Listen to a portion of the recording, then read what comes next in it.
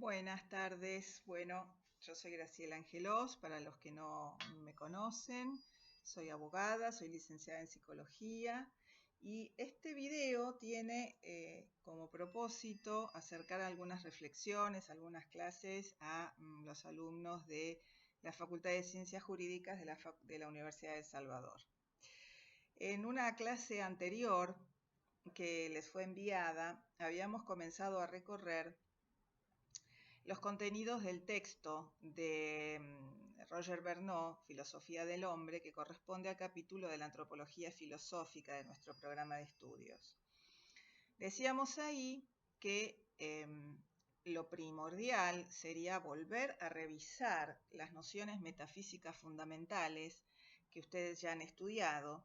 Necesitamos volver a contar con ese conjunto de conceptos, de herramientas conceptuales para poder entender el texto de Bernau, que obviamente está dentro del marco del realismo clásico, con lo cual está escrito en clave metafísica. Entonces, fundamental partir de esas consideraciones para poder entender todo lo que viene después. En la primera clase habíamos hecho una introducción, que vamos a continuar en esta, de acuerdo a lo previsto. Habíamos planteado el objeto material y el objeto formal de la antropología filosófica y habíamos intentado diferenciarla de la antropología científica.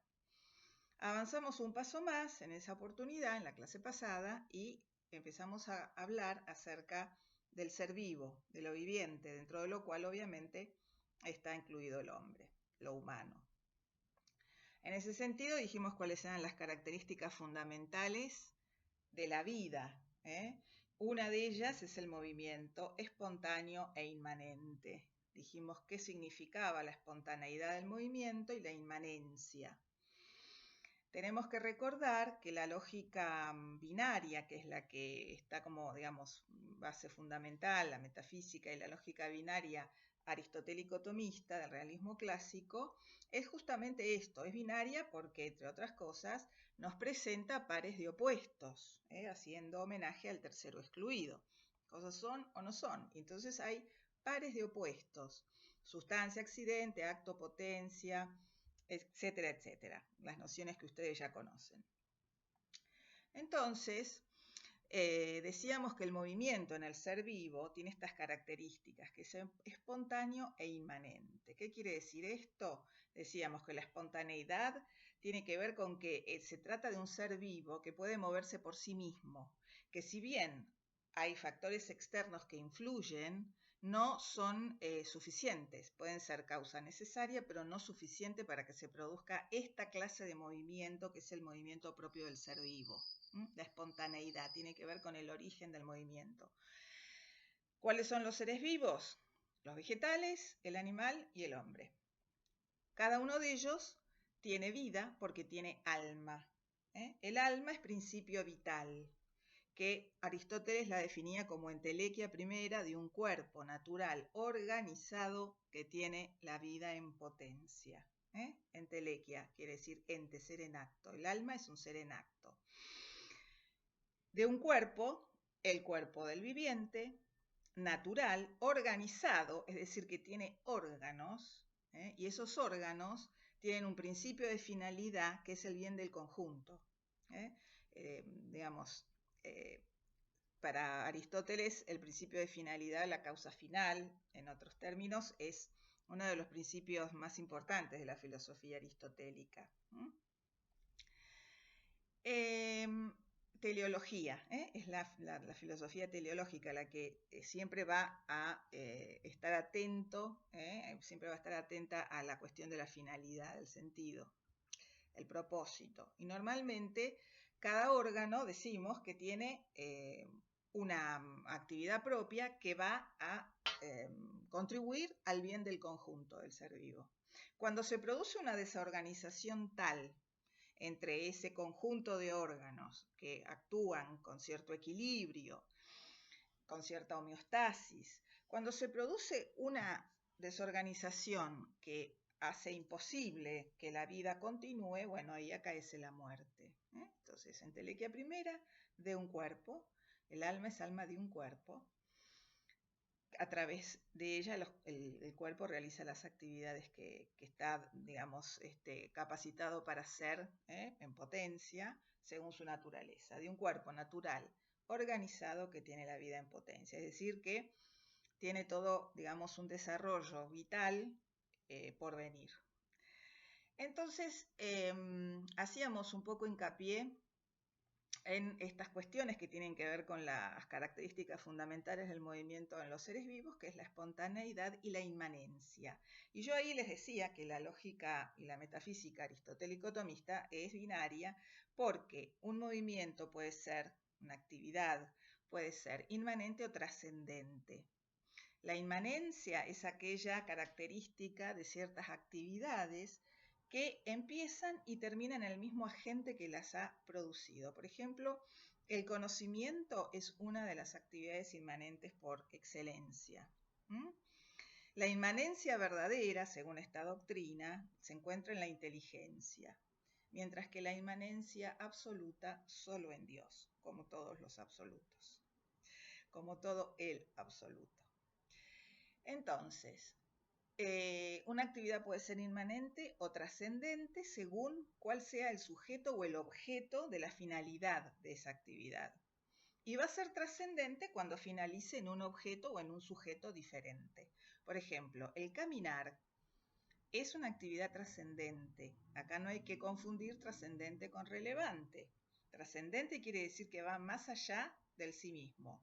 Relevante es otra cosa, pero son términos que a veces se suelen usar como sinónimos cuando en realidad no lo son.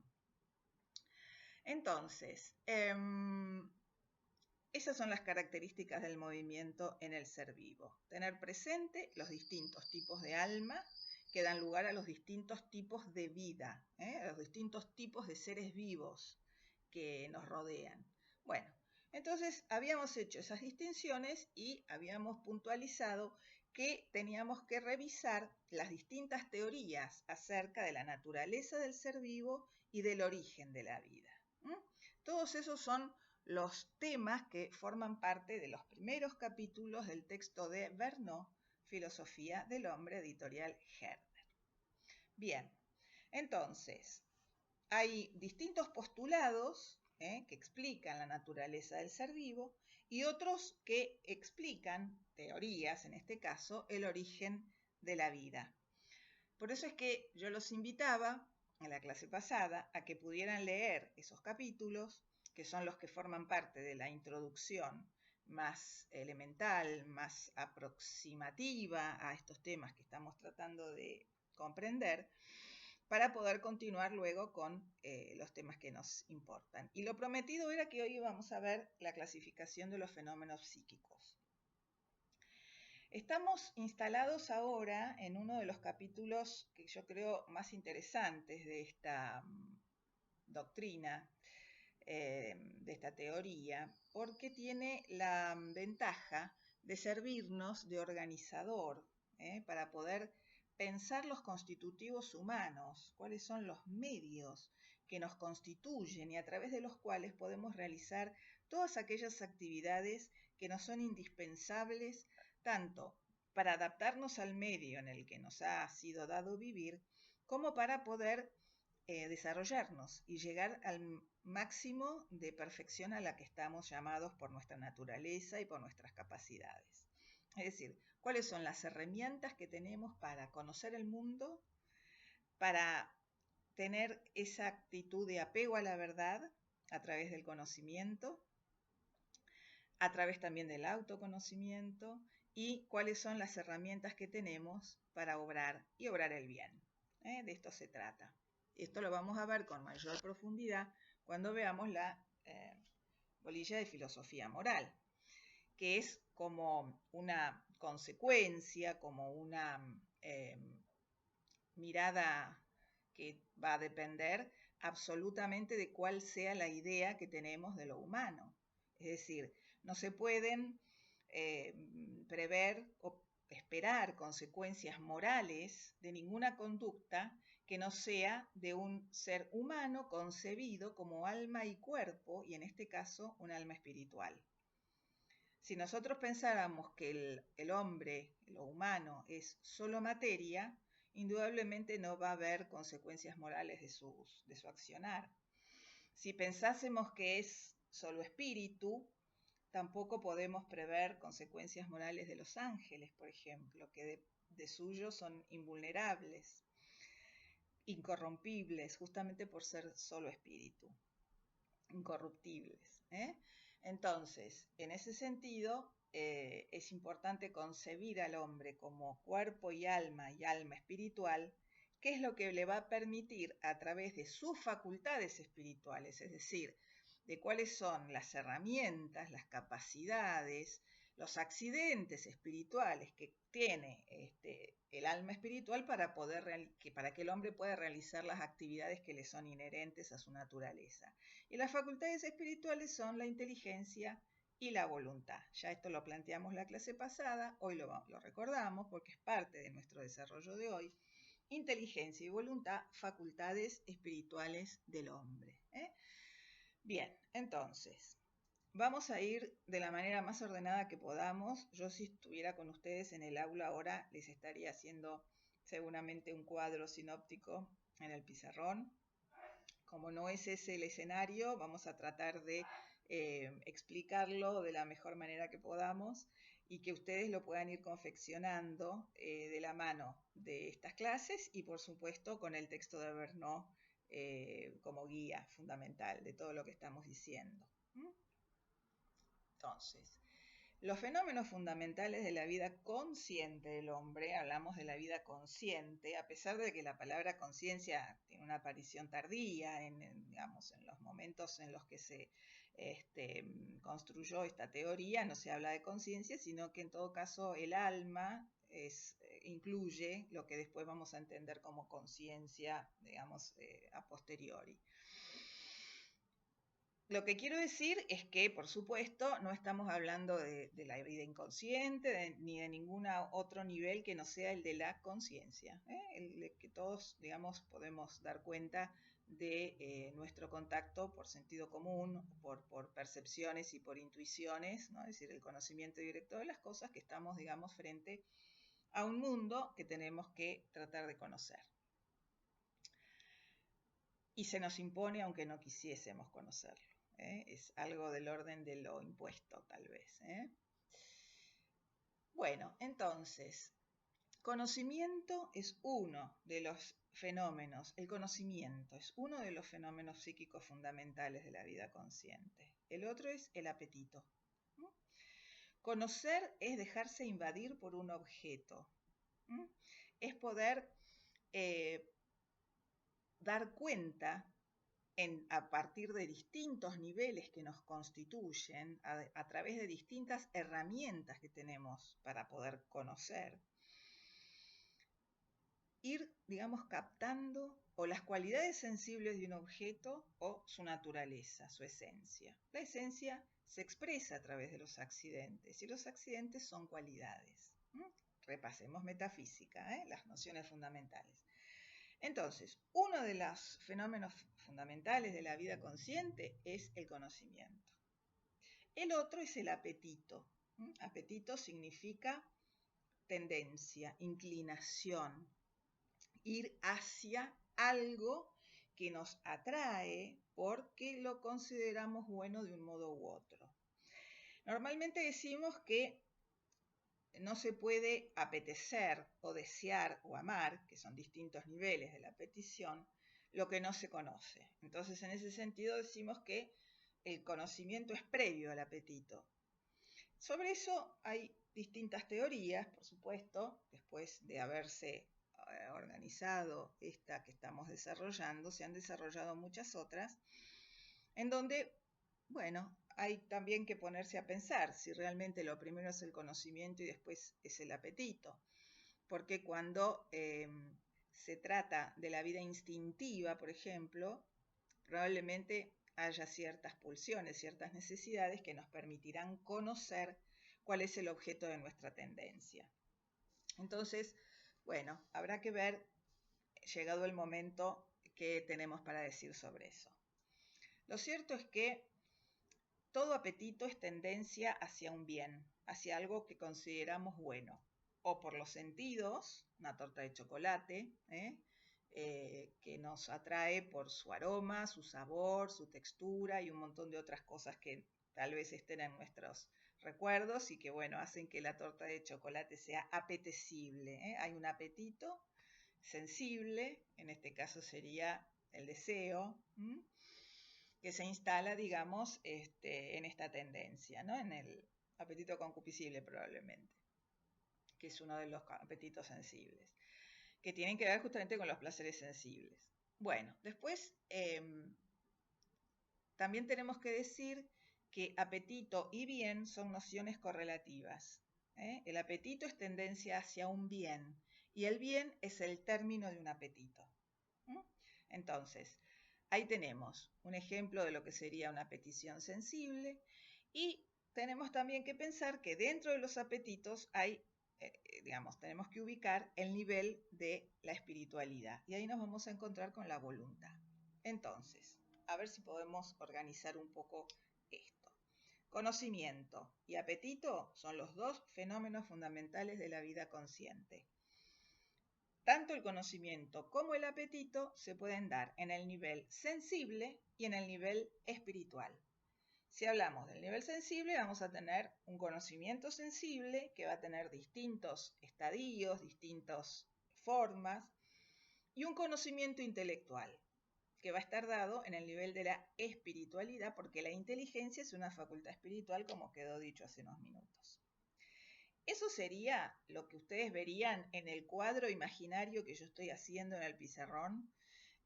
Ustedes lo verían en el costado izquierdo del pizarrón, verían que dice conocimiento, sensible, espiritual. Y al lado van a ver otra columna que dice apetito, sensible, y abajo espiritual. El apetito sensible, a su vez, lo vamos a clasificar, lo vamos a considerar desde distintos niveles. Un apetito natural, que es común a todos los seres, dotados o no de conocimiento, ¿sí?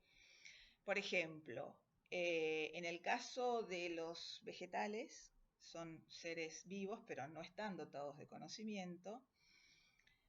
El apetito natural es lo que hace que la planta, si necesita el sol, se mueva, por ese movimiento espontáneo que puede realizar, hacia la luz. Si necesita la humedad, sus raíces van a expandirse hacia la parte más húmeda de la tierra. Y así con todos los seres vivos. Hay un apetito natural que es común a todo ser, ni siquiera solo a los seres vivos, a todos los seres, dotados o no de conocimiento. Hay un apetito ilícito que justamente nos permite elegir, por eso se denomina ilícito, elegir. Entonces aquí ya se abre toda la gama y el capítulo del deseo que es de orden sensible. El apetito, como les decía, ilícito, sí se va a despertar después de un conocimiento previo de cuáles son los objetos, los bienes, que pueden llegar a ser objeto de nuestra tendencia. Entonces puedo elegir. El apetito natural, en cambio, que era el que hablábamos hace unos minutos, no sabe de elecciones porque es previo al conocimiento. Ahí tenemos ese ejemplo que yo les decía hace unos minutos. Es previo al conocimiento porque además allí está de algún modo instalado, arraigado el instinto de conservación, la conservación de todos los seres. Entonces, ahí no hay elección, ahí hay necesidad, podríamos decir, en el plano de lo físico.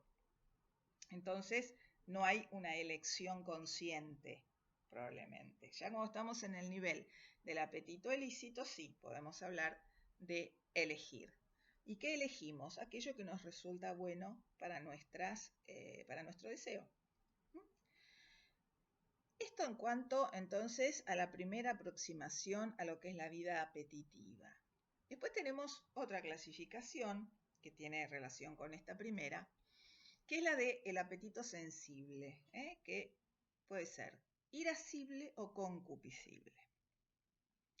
El apetito irascible lo definimos como una tendencia hacia el bien arduo, hacia el bien difícil, hacia ese bien que para poderlo conseguir tengo que emprender una lucha previa, algún esfuerzo, alguna incomodidad, algún peligro. Por eso es que va a haber después una virtud, que esto lo vamos a ver en el momento de recorrer el tema de las virtudes cardinales, que es la fortaleza que va a moderar el apetito irascible. Después tenemos el apetito concupiscible, que como les decía es la tendencia hacia el bien deleitable, hacia todo lo que genere placer en los sentidos.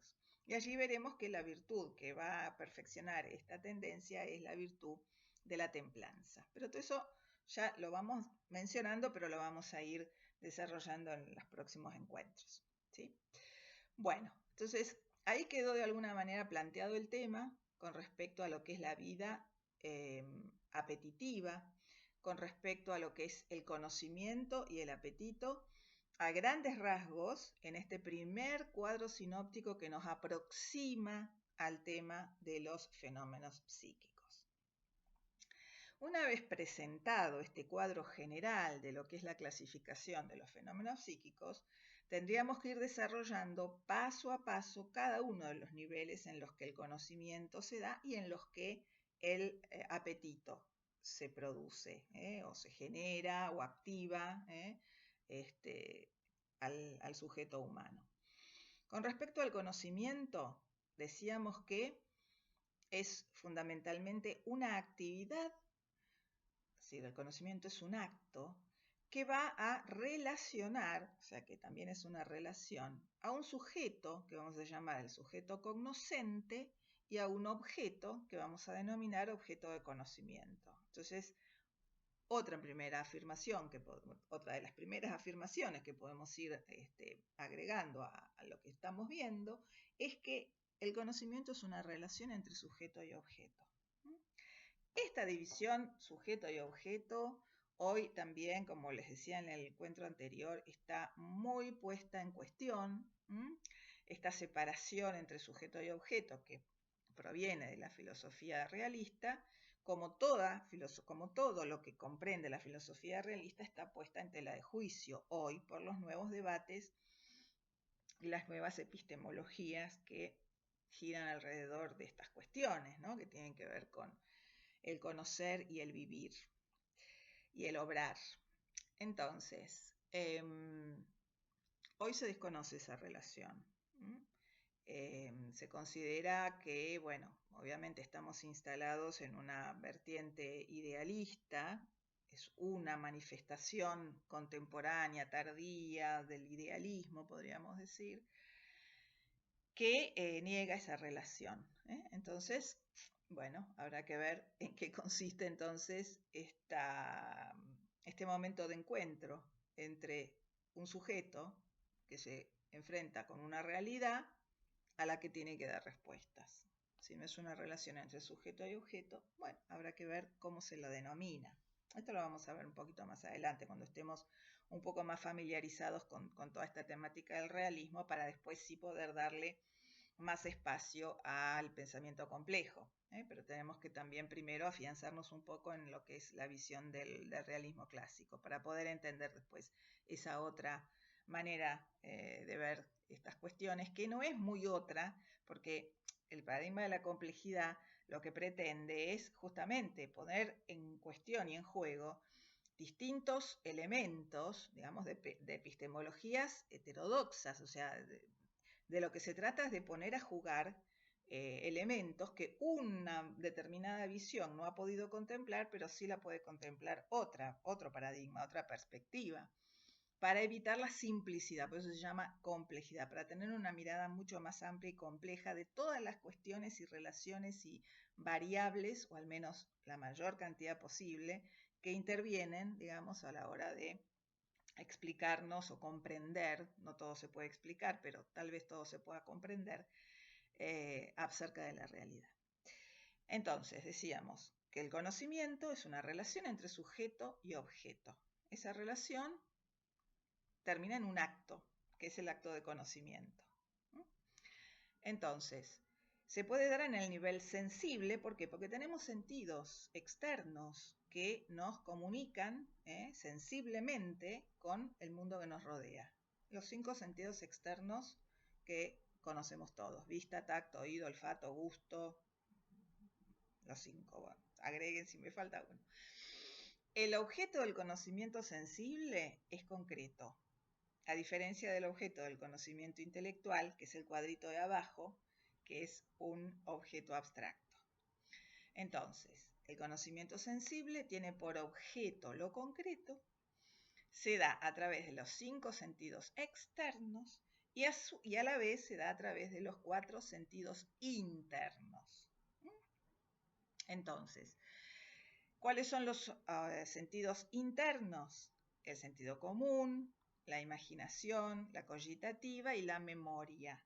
Esos son los 4 sentidos internos, que es como una instancia intermedia entre el conocimiento sensible y el conocimiento intelectual, entre los sentidos externos y la inteligencia, que es la que después va a tener que interpretar los datos de los sentidos.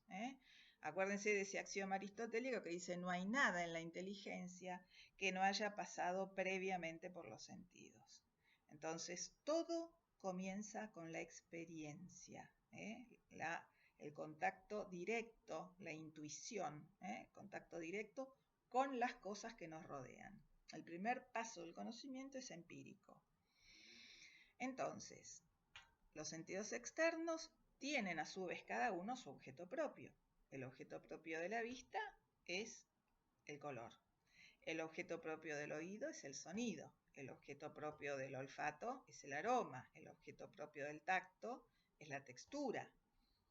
Entonces, vista, olfato, oído, gusto. El objeto propio del gusto es el sabor. Y el tacto, la textura. Entonces, cada uno de estos objetos es propio de cada uno de esos sentidos, es decir, que solamente la vista puede percibir el color como color.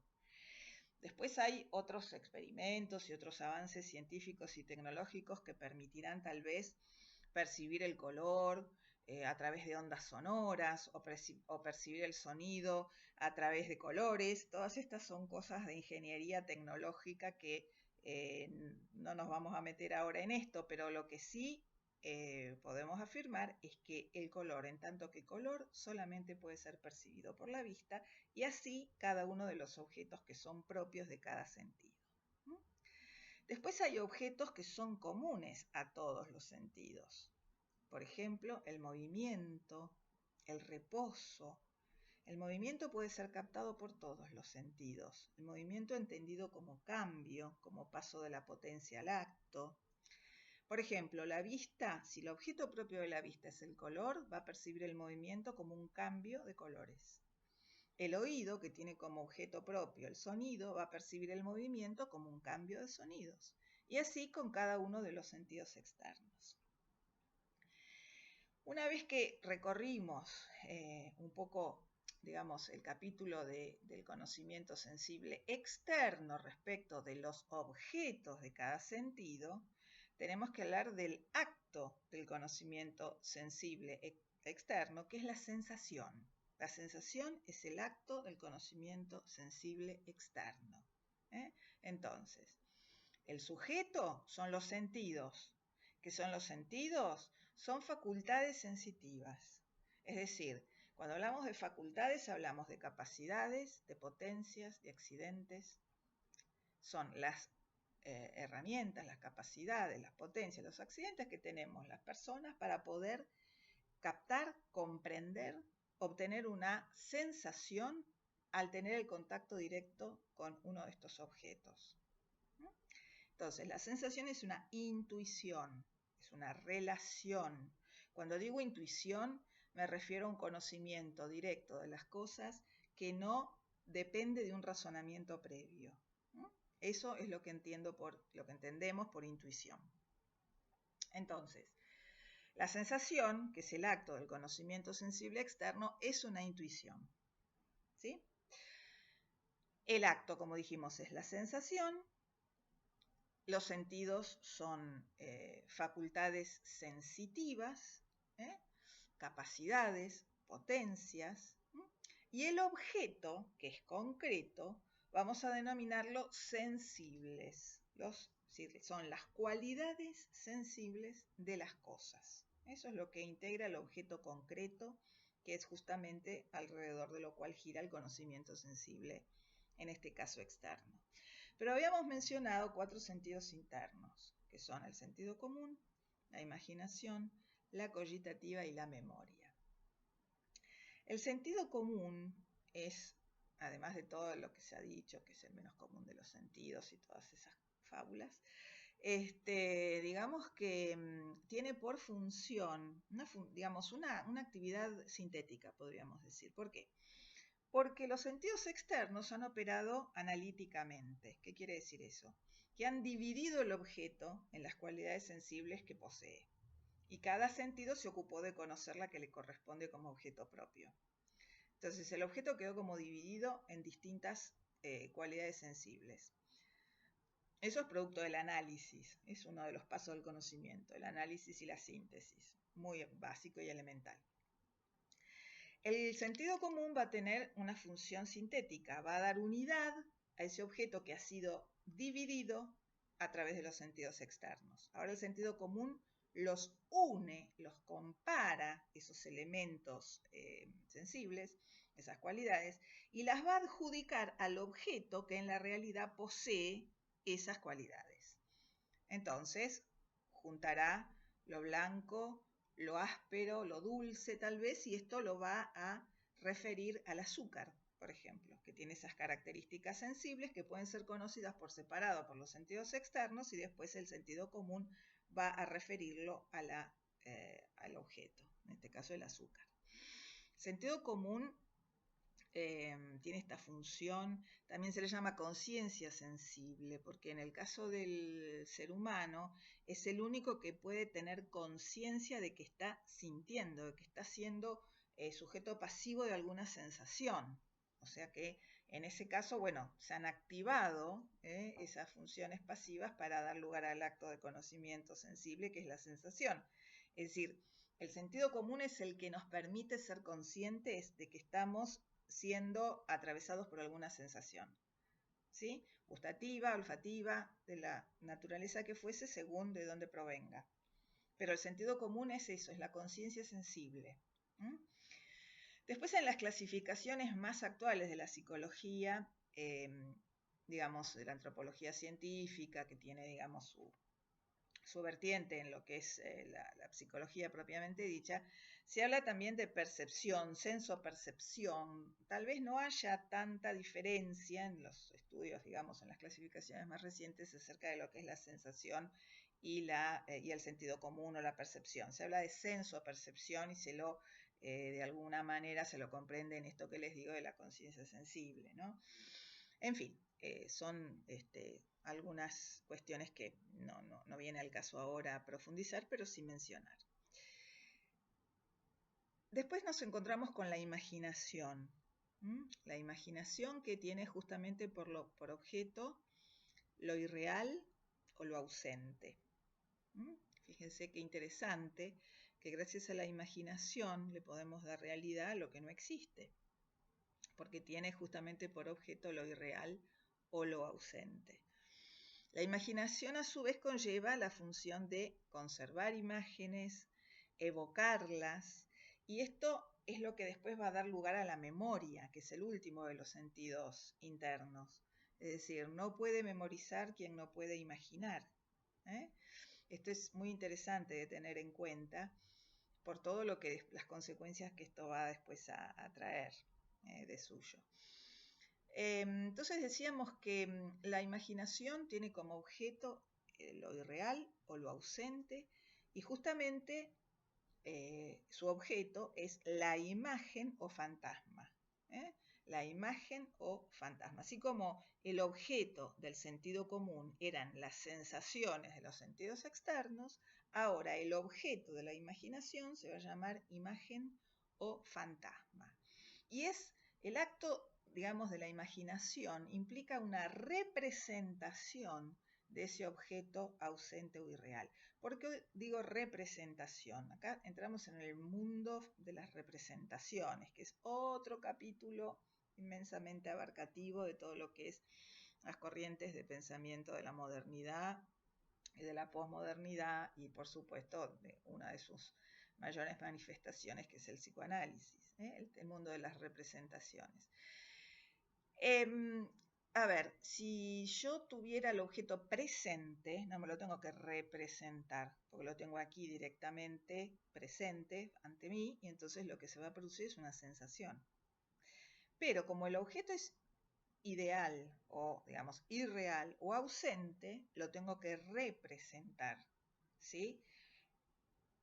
Y en esto es donde empieza a darse todo el despliegue de la imaginación. Es decir, la imaginación es justamente el acto, digamos, previo, necesario a la creación en el caso del hombre. Creación, por supuesto, con una de sus múltiples acepciones que tienen que ver más bien con lo poético, ¿no? Es decir, con la posibilidad de reorganizar de un modo original algo que ya existe desde antes. La creación ex nihilo no es la que le corresponde al ser humano, es solamente, digamos, privativa de Dios, y sabemos que esa noción de creación ex nihilo va a surgir, a aparecer en el Génesis gracias a la labor de Filón de Alejandría, que era uno de los filósofos, digamos, que, bueno, por supuesto, de la antigüedad, que introduce la noción de creación ex nihilo en el Antiguo Testamento. La palabra creación entonces va a tener distintas acepciones. Una que tiene que ver con la que acabo de decir y otras que van más bien dirigidas hacia la producción, hacia el mundo de lo poético. Entonces, para poder crear, para poder poner en la existencia algo que no existe, previamente debemos imaginarlo. Entonces, bueno, ahí viene toda esta cantidad de posibilidades acerca del mundo de las representaciones. También hay que decir que la imaginación puede cometer errores. Es decir, básicamente los más típicos conocidos son la ilusión y la alucinación. La diferencia entre uno y otro es que hay un grado de digamos, dificultad mayor, si se trata de alucinación que si se trata de ilusión. ¿Por qué? Porque la ilusión implica la existencia de un objeto que es confundido, podríamos hablar de un acto fallido, un error, confundido por otra cosa. Por ejemplo, está escrita la palabra mesa y yo leo misa, pero hay una palabra escrita. Yo tengo que ir al 8º piso y me equivoco y me bajo en el 7º. Bueno, pero hay un ascensor, hay un edificio. La alucinación, en cambio, es una percepción sin objeto. Es tal vez ponerme a hablar con alguien que creo tener al lado cuando en realidad al lado mío no hay nadie. Entonces ahí hay un grado de dificultad mayor. Hay muchas alucinaciones que tienen su causa en factores fisiológicos. Por ejemplo, la deshidratación es algo que generalmente puede llegar a producir alucinaciones visuales, sobre todo. Pero bueno, también puede deberse obviamente a distintas otras razones, el uso inadecuado de sustancias o alguna patología, digamos, de orden psiquiátrico que, bueno, habrá que estudiar en cada caso. Entonces, sabemos que la imaginación tiene como objeto la imagen o fantasma. Ese es el objeto de la imaginación. El acto es la representación de un objeto ausente. Y la imaginación como facultad sensitiva es justamente eso, es ese accidente sensitivo, esa facultad o potencia sensitiva que nos permite imaginar lo que aún no existe o está ausente. Existe, pero está ausente.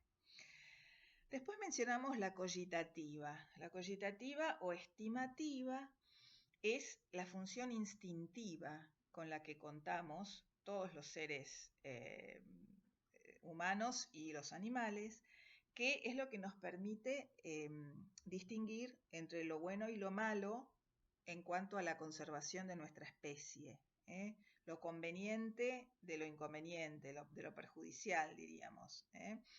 En el caso del hombre se llama cogitativa porque es el instinto perfeccionado por el pensamiento. Cogitum es pensamiento. Entonces hablamos de cogitativa. Es una función instintiva que nos permite prever la consecuencia futura de un objeto o de una acción. Es decir, que esta herramienta ha sido básica para la supervivencia desde que el hombre llegó a la Tierra y no puede ser sustituida por ningún razonamiento, porque si yo tengo que razonar el efecto que le puede causar a mi epidermis el fuego, me carbonicé y no tengo tiempo de huir. Esto es justamente la posibilidad de la huida oportuna o el acercamiento al objeto beneficioso para la conservación del ser.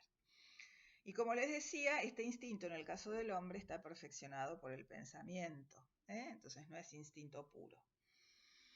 Bien, y después nos encontramos con la memoria, que dijimos no podemos memorizar si no hemos podido imaginar antes. Es decir, que la memoria tiene como objeto el pasado y el acto es el recuerdo, es poder traer al presente algo que pertenece al pasado, lo cual implica una apreciación subjetiva del tiempo. Es decir, no hace falta saber cuál es la esencia del tiempo, no es una metafísica del tiempo lo que estamos necesitando aquí, sino una apreciación subjetiva, es decir, poder situar este hecho, esta cuestión, este objeto como perteneciente a mi pasado histórico, al pasado en general.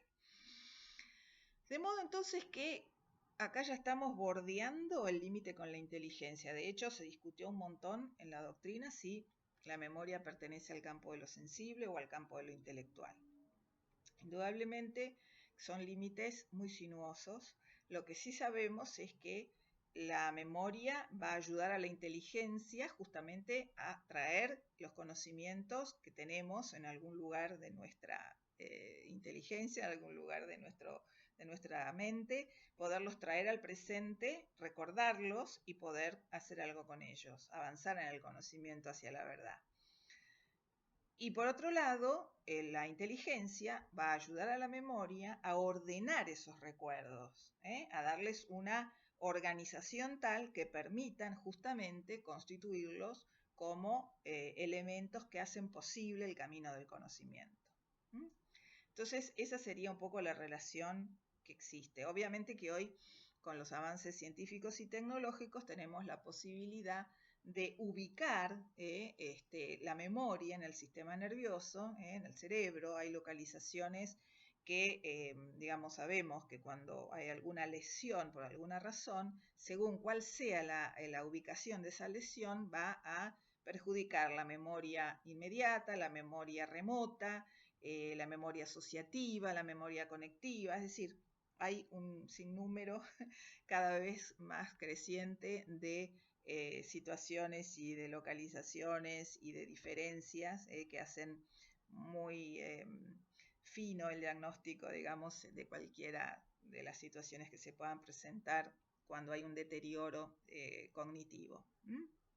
Entonces, bueno, con esto habríamos dado un panorama muy general, una aproximación al menos, pero tratando de aclarar algunas nociones de las que nos ofrece el texto de Vergnaud, que como sabemos corresponde a la filosofía del realismo clásico, para lo cual nada mejor que ir a las fuentes originales, por supuesto, la metafísica de Aristóteles, todos los tratados acerca del alma en Aristóteles, en Santo Tomás, son las fuentes en la Suma Teológica, son las fuentes ideales.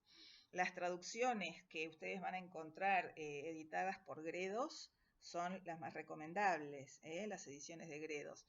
Y bueno, a partir de esa bibliografía fundamental es que hacemos esta aproximación desde las interpretaciones que de esa filosofía nos va prestando Roger Vergnaud en su texto Filosofía del Hombre. Entonces, con el compromiso de ustedes de releer todo esto que acabamos de plantear y de presentar, vamos a avanzar en la próxima clase con el conocimiento intelectual, para lo cual les pido por favor que avancen en la lectura de este nuevo capítulo del texto de Vergnaud. Gracias y nos vemos más adelante.